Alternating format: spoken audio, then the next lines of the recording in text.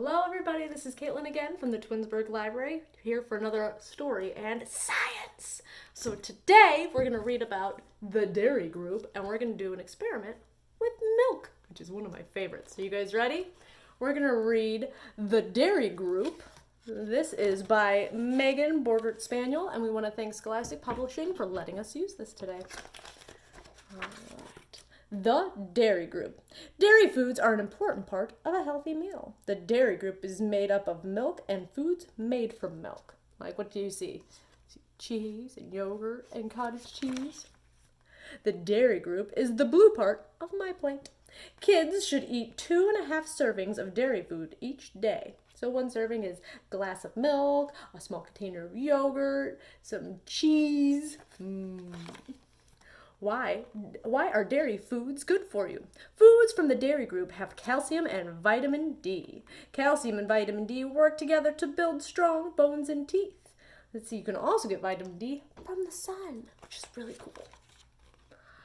Dairy foods also have potassium. Potassium keeps your muscles healthy and gives you energy to play.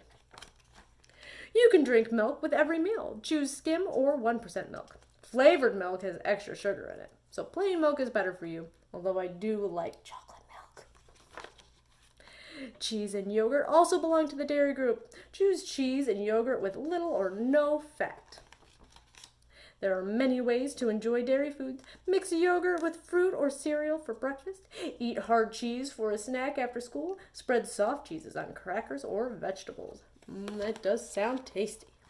Pudding and ice cream are also dairy foods. They are great treats after a healthy meal because they got a lot of sugar, so they're only for sometimes food. Dairy foods are important for growing kids. Don't forget to put them on your plate. Now, some people, like Miss Caitlin, are lactose intolerant or lactose resistant, which means that we're not supposed to drink a whole lot of milk, although Miss Caitlin cheats sometimes.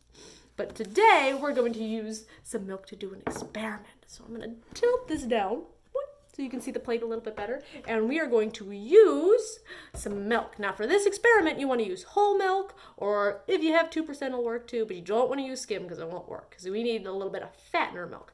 You can also use cream if you want to use cream. So what we're going to do is we're going to take our milk and we're going to pour a little bit on the plate. There you go, so you can see it. And then we're going to add some color to it so we can see what's happening. So you can either use food coloring, which I'll use a few of it. I'm going to use 2 different things. So you can see I'm going to use a couple drops. Do some different colors, mix it up. Now if you don't want to use food coloring or you don't have food coloring, that's perfectly fine. You can also use some watercolors. And as you can see, these were my brother's. It says Sam on it, but they're mine now. And we're going to put a little bit of watercolor on there. This way it's nice so you don't have to worry about getting the watercolor everywhere, because it'll come off your clothes and off your fingers, whereas food coloring is a little bit more permanent. So we're just going to put a whole bunch of colors on here so you can see what's going on. And then, alright, and then we're going to take a Q-tip. You can use a Q-tip, or if you don't have Q-tips, you can use a rolled up paper towel or a napkin or anything you have. We just don't want to stick our fingers in the food coloring because then it's going to take a long time to get off, and I don't think our parents would like that very much. Nope.